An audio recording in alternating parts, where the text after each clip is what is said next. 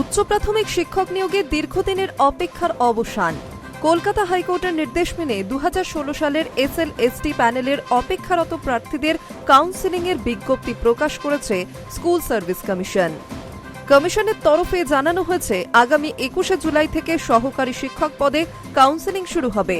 ফলে বহু বছর ধরে নিয়োগের অপেক্ষায় থাকা প্রার্থীদের মধ্যে নতুন করে আশার সঞ্চার হয়েছে।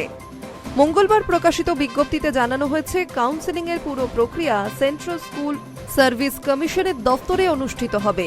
কোন প্রার্থী কবে এবং কখন কাউন্সেলিংয়ে অংশ নেবেন সেই সময়সূচি সহ প্রয়োজনীয় সমস্ত তথ্য কমিশনের সরকারি ওয়েবসাইটে প্রকাশ করা হবে।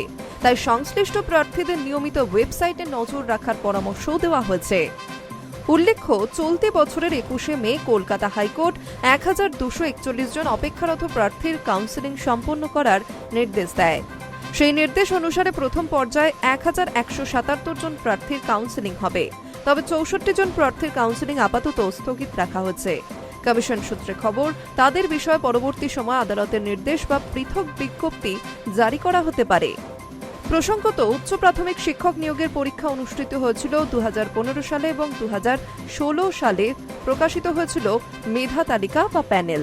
কিন্তু নিয়োগ প্রক্রিয়া নিয়ে একাধিক মামলা দায়ের হওয়ার দীর্ঘদিন ধরে আইনি জটিলতা তৈরি হয়। সেই কারণে বহু যোগ্য প্রার্থীর চাকরি অনিশ্চয়তার মধ্যেও আটকে ছিল।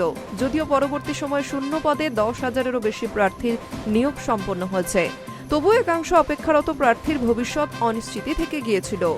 অবশেষে হাইকোর্টের নির্দেশে কার্যকর করে কাউন্সেলিংয়ের বিজ্ঞপ্তি প্রকাশ করায় দীর্ঘ প্রতীক্ষার অবসান ঘটতে চলেছে বলে মনে করছেন চাকরি প্রার্থীরা। এখন তাদের নজর 21 জুলাই থেকে শুরু হওয়া কাউন্সেলিংয়ের প্রক্রিয়া এবং পরবর্তী নিয়োগের দিকে।